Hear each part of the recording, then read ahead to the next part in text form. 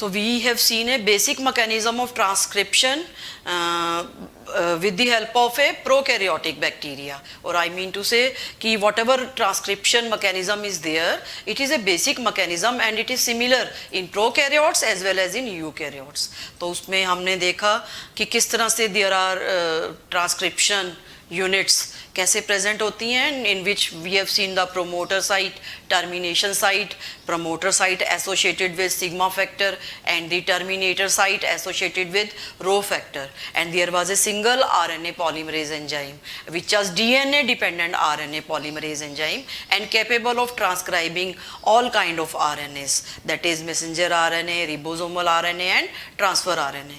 तो मेनली हमने messenger RNA की ट्रांसक्रिप्शन ही देखी थी और उसमें हमने देखा था किस तरह से वो ट्रांसक्रिप्शन मैसेंजर आरएनए की starting initiation occurs by sigma factor and then elongation होती है only RNA polymerase के द्वारा and then termination occur, and single RNA polymerase is responsible for the formation of all kind of RNA.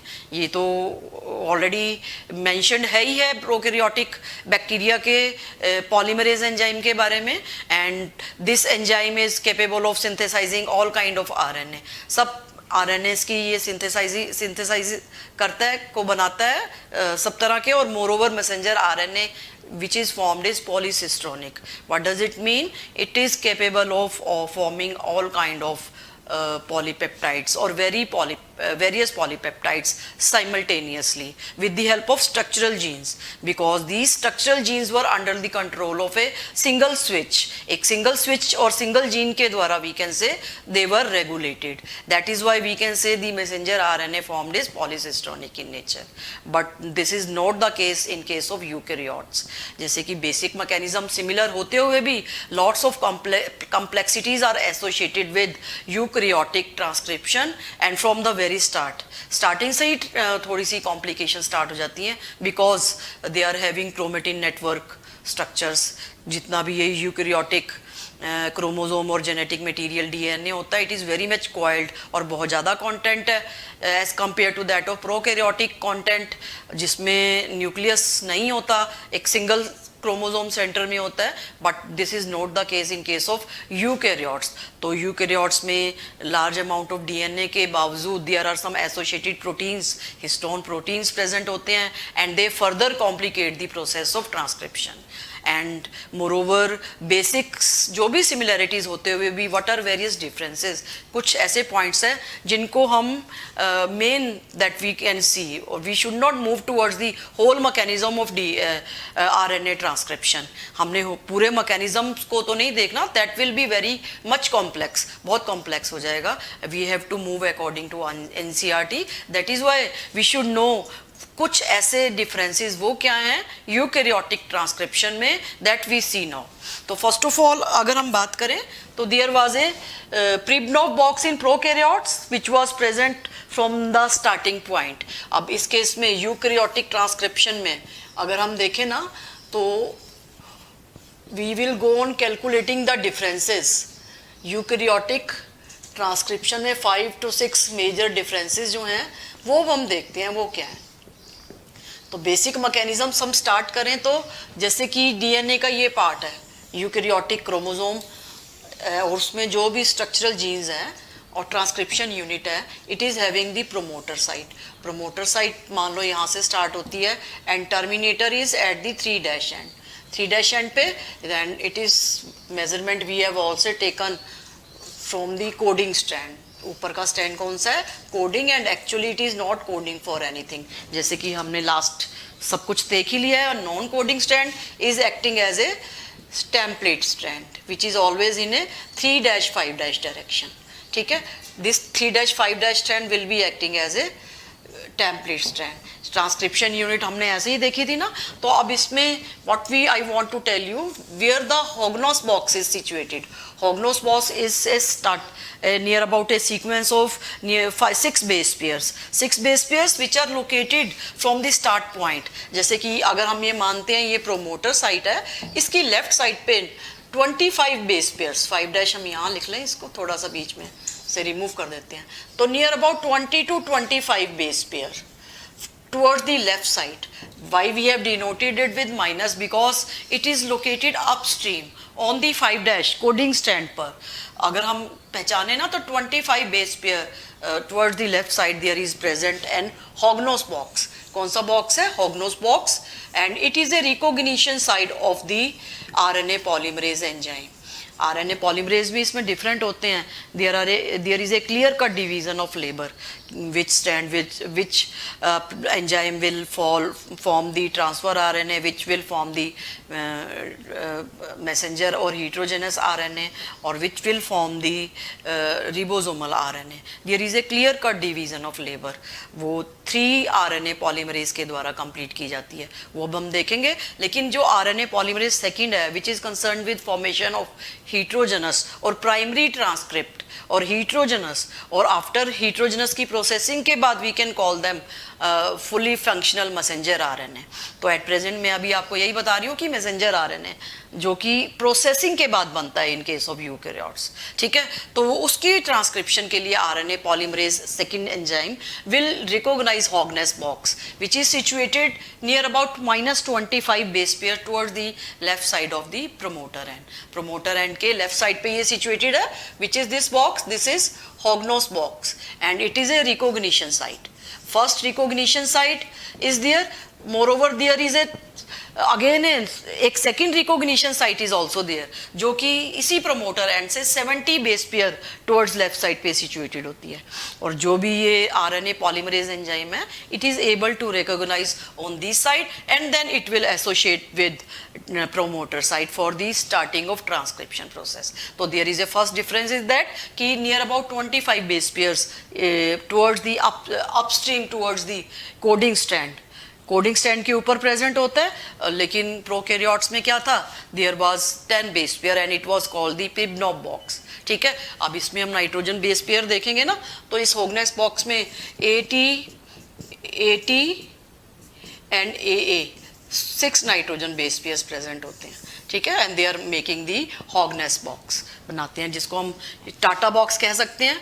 Prokaryotes में भी TATA box था, लेकिन उसमें TA और AT था. उसमें क्या था? TA एंड AT, इस तरह से था. That was TATA box. In this case we have seen this is a TATA box. TATA box बोलते हैं, and it is also Hogness box. Hogness box है, तो एक तो ये डिफरेंस हो गया. एंड सेकेंड डिफरेंस हम देखते हैं, जैसे कि there were number of transcription factors present in case of we can say only 2 transcription factors were present in case of prokaryotes. Sigma factor was there and rho factor was there. Sigma factor was associating with the core enzyme RNA polymerase, which is a made up of 4 polypeptide chain. ठीक है, but in this case RNA polymerase के साथ बहुत सारे multiple factors they are initiating the process. Multiple factors में हम क्या देखते हैं? मल्टीपल फैक्टर्स मीन्स कि बहुत सारे फैक्टर्स चाहिए होते हैं. जैसे TF1 से उनको रिकॉग्नाइज करते हैं, TF1 हो गया, 2 हो गया, डिपेंडिंग अपॉन किस पॉलीमरेज एंजाइम को वो ट्रांसक्राइब को एक्टिवेट करेंगे. TF1 है तो RNA पॉलीमरेज 1 होगा एक्टिवेट, सेकंड है तो सेकंड होगा. बट बहुत ज़्यादा डिटेल हमें करने की ज़रूरत नहीं है. तो मल्टीपल फैक्टर्स, तो मल्टी फैक्टर्स और multiple factors are needed. Near about 6 factors are needed for the process of transcription to start in eukaryotic transcription. उसमें तो only 2 थे ना, 1 start था and 1 terminate है. इसमें termination की इतनी ज़्यादा कोई वो surety नहीं है कि which factor will be acting as a terminator. इसी में से ही कुछ activators होंगे और कुछ terminators होंगे. तो एक probable termination site के बारे में कुछ ज़्यादा clarity नहीं दी गई eukaryotic transcription में. और multiple factors के साथ what was there were some enhancers proteins. कुछ ऐसे प्रोटीन्स थे जो इनकी एक्टिविटी को फास्ट करते थे. Near about 100 times more activity was more. 100 गुना ज़्यादा एक्टिविटी हो जाती थी एनहेंसर्स की हेल्प से. तो इन दोनों को मिलाकर क्या बनता था? Activators were form. These were called the activators. ठीक है, तो this was again second difference we can say which is differentiating from the prokaryotic transcription. उनमें क्या थे, less number of transcription factors were, only sigma factor was there and termination के लिए rho factor was there. And RNA polymerase was transiently joining with them, transiently means temporarily joining with them, and it's joining with the sigma factor will start the process and joining with the rho factor will terminate the process. तो ये तो हमने last देखा ही था prokaryotic में, लेकिन इसमें कुछ ऐसा नहीं था. ऐसा नहीं है कि which is will be acting as a initiation factor which will be acting as a terminator factor. Multiple factors चाहिए along with enhancers, ठीक है. एंड एक्चुअली मैंने आपको बताया ना 6 factors they are actually needed for the transcription to start. So these 2 differences are there. And third difference is if we see the split gene arrangement we have seen. What is a split gene arrangement? जैसे कि हमें मालूम है कि जितने भी ये genomic content हैं DNA में अगर हम देखें ना, तो maximum part of DNA is not coding for anything. उसमें there are some sequences which are in the form of junk DNA की फॉर्म में है. And there are some sequences which are interrupting the functional DNA.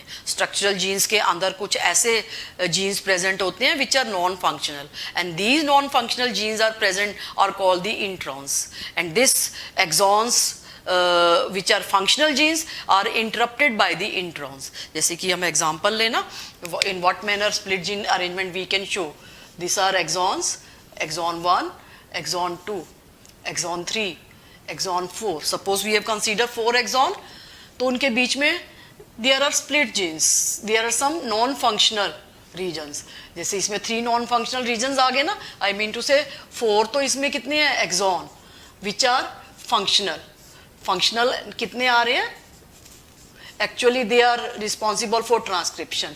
And there are 3 non functional regions. These are representing the introns. ये किस में present है, introns, eukaryotes में, DNA में. और जब ट्रांसक्रिप्शन होती है ना, तो मैसेंजर जो first form RNA form by the template strand of DNA. यहाँ मैंने एक ही स्टैंड बनाया है just to show you. 2 strand बनाने चाहिए ना, लेकिन आपको जस्ट टू बताने के लिए कि स्प्लिट जीन अरेंजमेंट क्या होता है, जिसमें if we can say that this is a if we have taken a long strand of DNA, transcription unit में देखना है तो बीच में कुछ नॉन फंक्शनल और जंक DNA होते हैं जो किसी चीज को भी कोड नहीं करते. कोई किसी भी substance, there is no coding for anything for transcription, for translation, and these are junk DNA or introns. They are interrupted in between the exons के बीच में आते हैं, and they are representing the split gene arrangement. तो ये ऐसा क्यों होता है, ऐसा कहा जाता है कि they are the remnants of antiquity. Remnants of antiquity means they are giving us the primitiveness. Antiquity एक primitive जीनोमिक कंटेंट तो था, वो बताते हैं. जब भी ये ट्रांसक्राइब करेंगे ना, तो messenger RNA, the first RNA will be transcribed, it will be having introns also, ठीक है. तो उसमें भी क्या होंगे, जब भी मैसेंजर RNA ट्रांसक्राइब करेगा तो और ट्रांसक्राइब heterogeneous RNA होगा. The first formed RNA which is formed from the DNA template, it will not be messenger RNA. It is wrong to say messenger RNA. It will be called we will be calling it primary transcript. Primary transcript, and it will in the form of heterogeneous RNA. HN means heterogeneous RNA. Heterogeneous RNA. अब this heterogeneous RNA is having non-functional regions. जैसे कि मैं आपको इसकी help से बता रही हूँ. Suppose this is a DNA का एक complete stand, एक some transcription unit we have made, and what we have proceed, we have seen that RNA is being formed and it is taking the introns also along with. इसके साथ क्या introns भी आ रहे हैं. तो this is called the what we call it primary transcript. Primary transcript, and it is not coding for anything, and this first form is also called the heterogeneous RNA, जिसमें these are introns. ये क्या है, introns है, और red part जो denote कर रहा है exons है. तो एक्सॉन्स जो हैं तो there is a need to process this RNA. ये जो आरएनए है, हीट्रोजेनस आरएनए की प्रोसेसिंग की जरूरत होती है किसमें? यूकैरियोटिक ट्रांसक्रिप्शन में। But as such in case of prokaryotic transcription such kind of processing is not needed. Whatever RNA will be formed that will be fully functional messenger RNA ready to translate. वो translation के लिए start हो जाएगा और moreover translation will be acting simultaneously. जैसे जैसे transcription होती है ना, और ट्रांसलेशन भी साथ साथ स्टार्ट हो जाती है प्रोकैरियोट्स में, just to save the time को सेव करने के लिए। और transcription translation occurs in cytoplasm, तो वो भी एक डिफरेंस अभी हम देखते हैं। तो first I should tell you कि किस तरह से प्रोसेसिंग होती है। This heterogeneous RNA needs to process, जैसे there are we can say what are basic procedure in which by means of which we can differentiate. हम इस प्रोसेसिंग को किस तरह से डिफरेंट स्टेप्स की हेल्प से कर सकते हैं। तो अगर हम देखें ना, तो first of all we see the terminal modification. Terminal modification में एडिशन आती है plus modification. Addition of some nitrogen bases, addition of some nitrogen bases, वो कौन से हैं वो हम देखेंगे। Addition of nitrogen bases and plus there modification, and all this comes under किस में आता है? Post transcriptional changes. Post transcriptional changes that we will be looking at. Post transcriptional changes occurs in eukaryotes only, not in case of prokaryotes. Prokaryotes में होती है, लेकिन इस तरह से टर्मिनल मॉडिफिकेशन की जो बेसिक प्रोसेस, मेजर प्रोसेस है प्रोसेसिंग का, that is not there in case of prokaryotes. Eukaryotes में होती है, तो वो भी हम देखते हैं कैसे। और second, if there is anything, introns remove करने। इंट्रॉन्स कैसे रिमूव करेंगे? रिमूविंग ऑफ इंट्रॉन्स कैसे?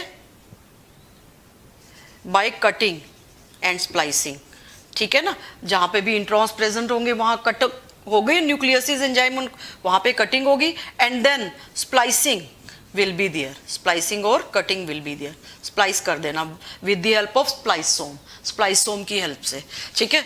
तो वो स्प्लाइसोम क्या है वो हम देखते हैं। फिर उसके बाद पोस्ट मॉडिफिकेशन, कोई भी केमिकल ग्रुप एडिशन है या फोल्डिंग है, केमिकल ग्रुप एडिशन या फोल्डिंग, या कोई भी दूसरा ग्रुप फंक्शनल लगाना है, folding of messenger RNA to form fully functional RNA. जैसे ट्रांसफर आरएनए फोल्ड होता है, कॉइल करता है और एक स्पेसिफिक स्ट्रक्चर एक्वायर करता है, clover leaf.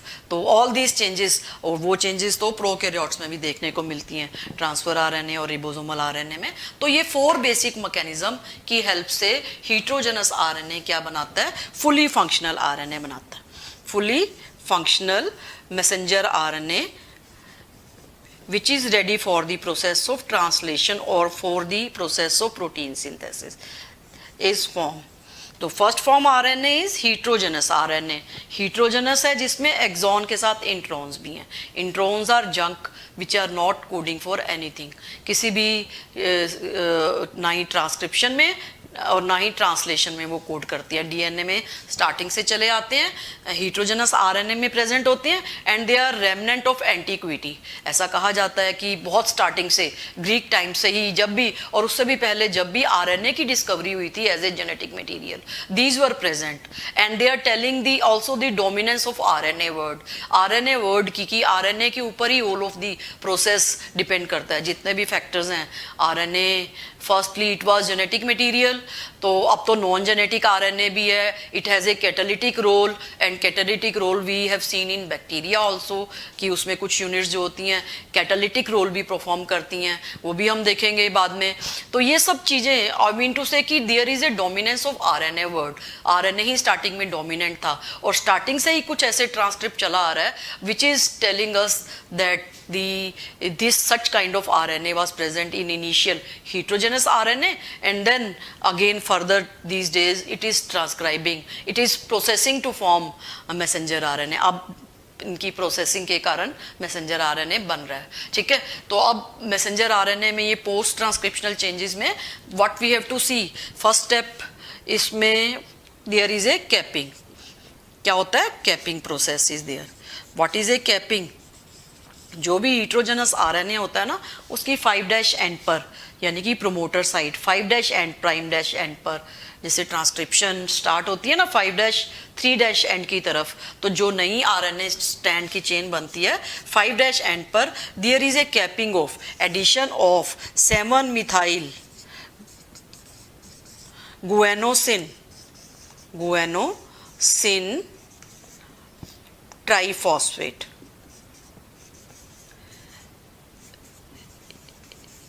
Five methyl guanosine हमें पता है नाइट्रोजन बेस है, उसकी जो कैपिंग वो यहाँ पे एक ग्रुप ऐड हो जाता है और 7th पोजीशन पर उसमें मिथाइल ग्रुप, जिसको हम कहते हैं मॉडिफिकेशन। एडिशन किसकी हुई? मिथाइल गुएनोसिन की, और उस गुएनोसिन के ऊपर जब मिथाइल ग्रुप भी अटैच्ड हो गया तो उसको हम कहते हैं 7 methyl guanosine triphosphate. It is indicating the terminal modification. एक लेफ्ट साइड पे जो टर्मिनल कैपिंग मींस कि 7 methyl guanosine triphosphate is attached at this end. First of all guanosine, फिर उसके ऊपर मिथाइल ग्रुप अटैच्ड हो गया, ठीक है, गुएनोसिन के ऊपर, तो that part becomes, and this is also needed for the translation. This methyl group is also needed for the translation process, बाद में हम देखेंगे, and it is also providing the additional stability. तो 2 फंक्शन हो गए इसके कैपिंग के।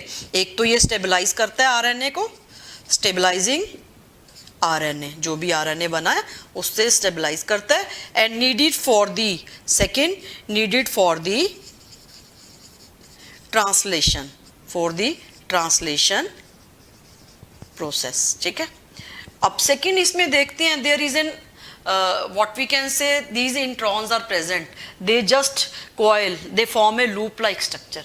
Loop like structure join कर लेते हैं, जैसे कि यहाँ मैं आपको अलग से बताती हूँ। Suppose this is an exon, this is an exon, और इनके बीच में मान लो ये इंट्रॉन है, ये इंट्रॉन है ना, तो इस तरह से ये लूप लाइक स्ट्रक्चर की फॉर्म में एक्सटेंड हो गया।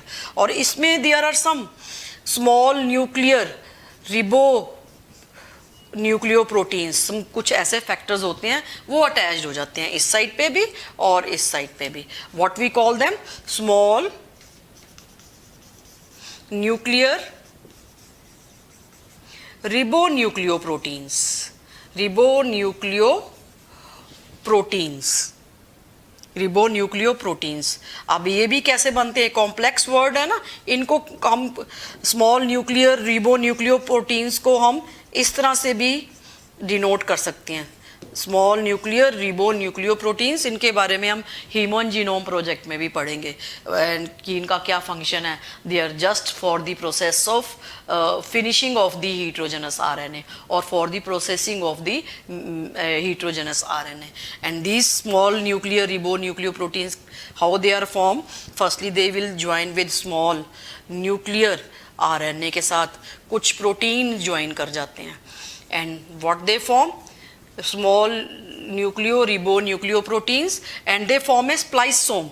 इसके I means to say this structure when it is attached with, किसके साथ अटैच हो जाता है, एक्सॉन वाली साइड पे आरएनए के साथ, तो this structure is called the what we call them by their attachment with this RNA, then this is called the स्प्लाइसोम।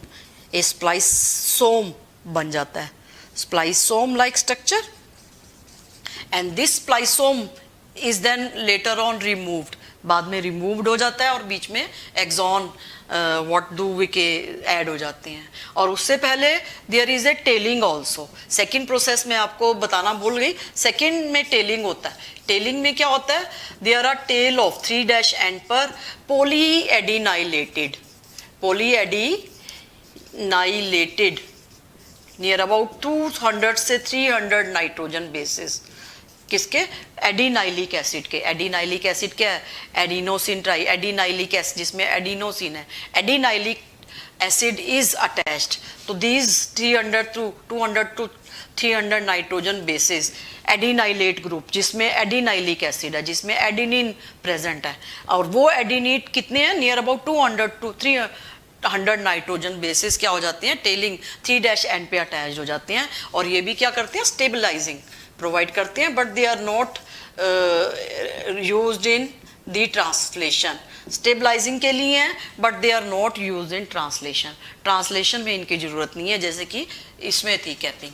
तो there are 3 basic processes. First process हमने पोस्ट ट्रांसक्रिप्शन में देखा, capping and telling, ये दोनों हमने देख लिए। फिर उसके बाद हमने cutting, introns, splicing we have seen with the formation of spliceosome. Spliceosome कैसे बना, small nuclear ribonucleoprotein structure, जिनको हम स्नर्प्स भी बोलते हैं। इस तरह से इनको प्रोनाउंस कैसे करते हैं, snurps.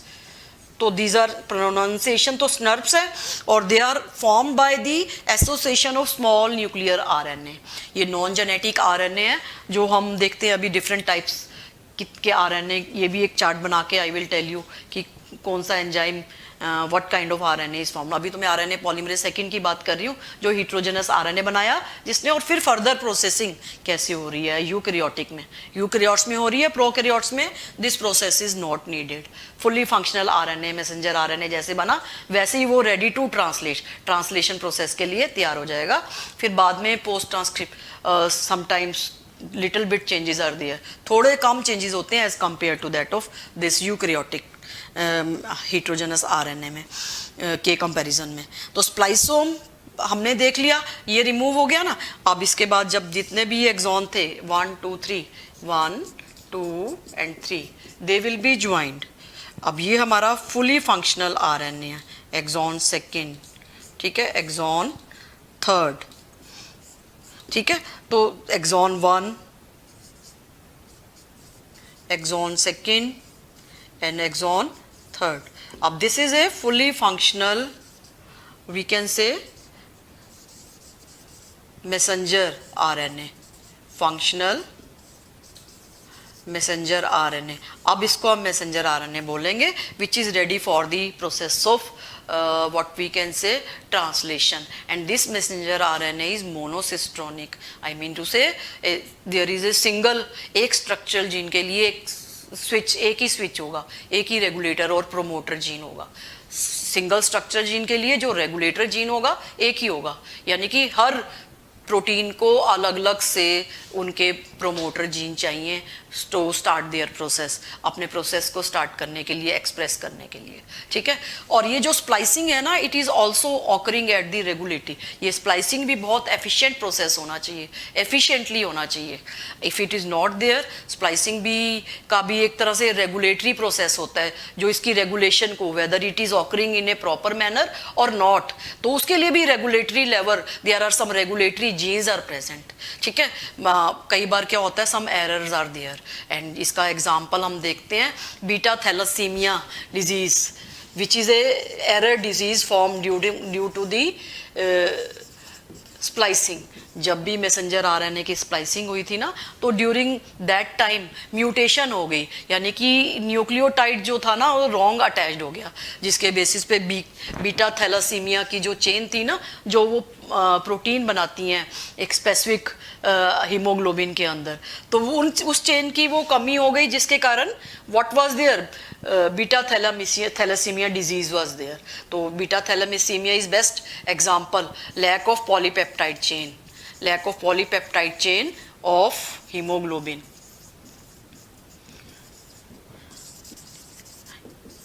Chain of hemoglobin.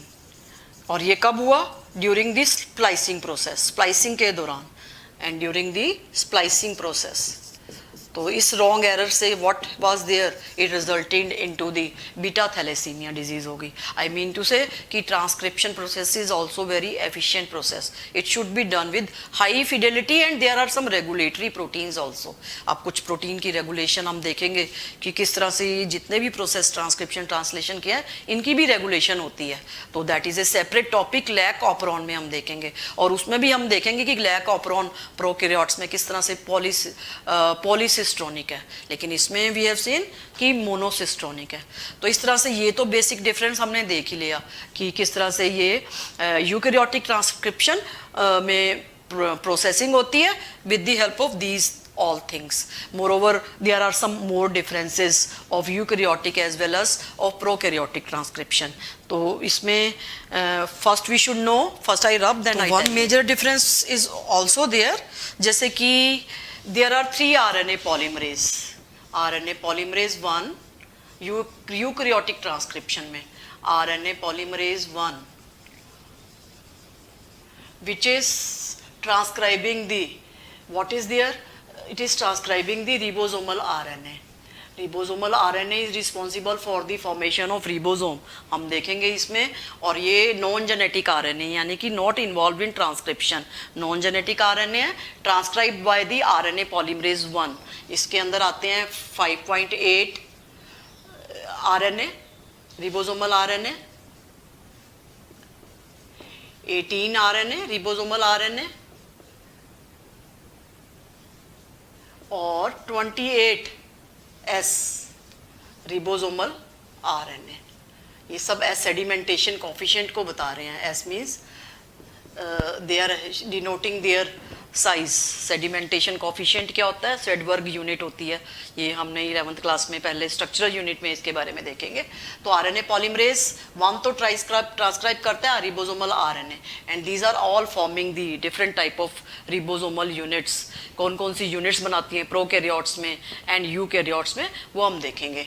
RNA polymerase second is transcribing the heterogeneous RNA जिसकी मैंने आपको बात की थी. heterogeneous and after processing it will be forming the messenger RNA जो हमने अभी डिटेल में किया. ठीक है. और फिर उसके बाद RNA polymerase third. RNA polymerase third. RNA polymerase third is responsible for the formation of transfer RNA and soluble RNA. 5S soluble RNA.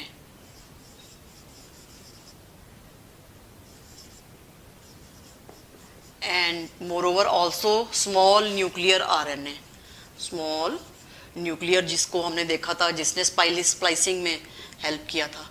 तो small nuclear RNA is also formed by the RNA polymerase third. ठीक है. So this is also non-genetic means not involved in transcription. Upper one is also, this is genetic RNA which is a very less in amount. इससे जो बनेगा ना RNA near about 1 to 4% बनता है. Rest 96% of RNA that we see are non-genetic one. वो सब क्या होते हैं? non-genetic है. अब इसके बाद हम इन सब की structures भी डिटेल में देखेंगे क्योंकि they are needed in translation process. Protein synthesis में उनकी ज़रूरत पड़ेगी. अब एक और differences है कि what happens in case of transcription in prokaryotes. Prokaryotes में तो same site is there, same site, that is cytosol या cytoplasm. cytosol या cytoplasm में ट्रांसक्रिप्शन और ट्रांसलेशन इकट्ठे ही होता है. ठीक है. No distinction. मान लो हम ये यूकैरियोटिक बैक्टीरिया है तो इसके अंदर जब भी ट्रांसक्रिप्शन होगा ना तो डीएनए मान लो बना, यहाँ पे डीएनए से जब भी एक चेन स्टार्ट होती है ना तो आरएनए बना. तो आरएनए से प्रोटीन सिंथेसिस भी रिबोसोम यहीं स्टार्ट होने ज्वाइन करने शुरू कर जाएंगे and protein synthesis will start immediately. Protein की फॉर्मेशन ट्रांसक्रिप्शन और ट्रांसलेशन से इकट्ठे एक ही साइट पे होगी. मोरोवर जब ट्रांसक्रिप्शन अभी पूरा भी नहीं होता तब भी ट्रांसलेशन स्टार्ट हो जाती है. And this is to save time in case of prokaryotes क्योंकि उनमें बहुत एफिशिएंटली होते हैं सब प्रोसेसेस. और one thing more I should tell you कि ट्रांसक्रिप्शन एस फेज में ही होता है जैसे कि रेप्लिकेशन डीएनए का S phase of left cell cycle में है. This also occurs in S phase of the cell cycle. अब इन केस ऑफ यूकैरियोट्स में स्पेशल सेल है और न्यूक्लियस स्पेशल है. यूकैरियोट्स स्पेशल रीजन है न्यूक्लियस का. I mean to say if we talk about this is a cell, एक cell के अंदर ट्रांसक्रिप्शन और ट्रांसलेशन हो रही है ना तो बीच में जो न्यूक्लियर इज डिफरेंट. तो न्यूक्लियस के अंदर what is there? Nucleoplasm is there and there is one more site nucleolus. ये जो न्यूक्लियोलस है it is a ribosomal RNA formation size. जो ऊपर वाला आरएनए पॉलीमरेज 1 रिबोसोमल आरएनए बना रहा है ना, दैट इज न्यूक्लियोलस। तो आरएनए पॉलीमरेज एंजाइम कहाँ प्रेजेंट होता है? इस न्यूक्लियोलस वाली साइट में प्रेजेंट होता है, ठीक है, न्यूक्लियोलस में। क्लियर? तो एक तो ये हो गया, और दूसरे बाकी जितने भी हैं RNA polymerase second, they are present in nucleoplasm. ये जितना भी न्यूक्लियोप्लाज्म है ना, उनमें RNA polymerase second, they will be forming the second heterogeneous RNA. RNA polymerase second किस में प्रेजेंट होगा? न्यूक्लियोप्लाज्म में। न्यूक्लियोप्लाज्म में, और अब इसमें what I want to tell you, transcription occurs in this messenger RNA यहीं बनेगा, ठीक है। अब यहाँ मैसेंजर आरएनए बनेगा, it will come out from the nuclear pore to the outside.